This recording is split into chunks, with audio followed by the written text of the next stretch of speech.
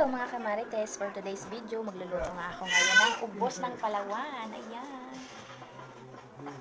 Ito nga pala ang ubos ng Palawan. Ang tawag ko dito dati, gulay na butas-butas. Ayan. Okay, let's go! Nung dumating na ako dito mga kamarites, nagulat nga ako dahil kinakain pala itong ganito dito sa kanila. Kasi usually doon sa Mindoro, doon sa amin, hindi naman kinakain itong gulay na to kasi akala ko talaga dati halaman lang to.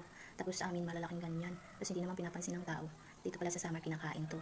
Hindi ako familiar sa gulay na to pero naggugulay si nanay, yung nanay ng asawa ko, pero dati hindi ako kumakain na to kasi hindi ko nga talaga siya kilala. Pero nung nagtagal na, sa tagal ko na dito sa summer, ayun, nakakain na din ako ng ganito. Tapos masarap naman pala siya kasi parang gulay lang din naman siya, hindi naman siya yung merong lasa na hindi mo talaga magagustuhan.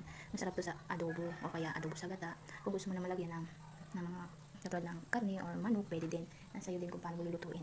Kaya ayan nga mga kamarites, dahil nga ito, pinabalatan ko na nga to kasi tatanggalin ko nga lang yung balat kasi yan lang ang gagamitin natin kasi hindi naman pwedeng kasama yung balat kasi matigas yung balat. At ayan, hindi ko nga sinama itong dahon, pero sila minsan sinasama nila yung dahon. Meron din nagugulay na sinasama yung dahon kasi malambot din naman yan. Pero ako hindi ko naman sinama yung dahon. Itong tangkay lang ng ubos ng Palawan.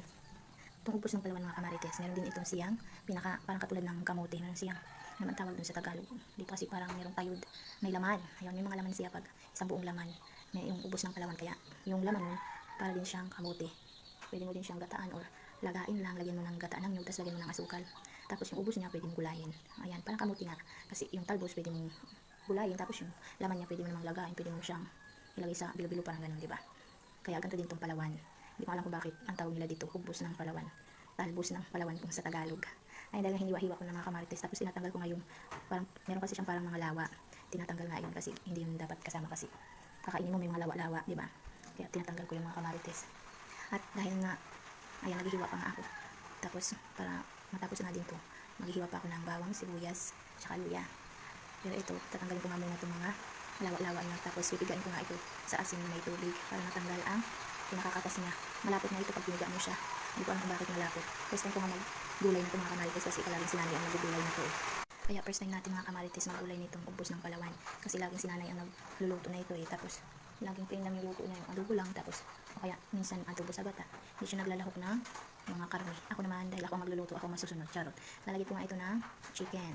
Kaya bumili nga ako ng 1/4 na chicken para ihalo dito. Kasi pwede naman lagyan din ng chicken ubos ng Palawan.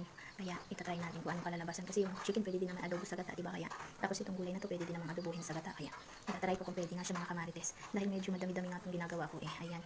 Sobrang dami nga akong tinatanggalan na itong mga lawa-lawa sa gulay na to. Dati talaga ang tawag ko dito is gulay na butas-butas kasi nga hindi pa ako familiar sa gulay na to. Kaya natatawa nga sila pag napapakuha ako ng gulay na to kasi ang tawag ko nga dito gulay na butas-butas. At dahil ng mga kamarites, tapos na akong maghiwa, ayan, pinigaan ko na nga rin siya sa asin na may tubig at naghiwa na nga ako ng bawang, sibuyas, luya at meron na ako ditong gata na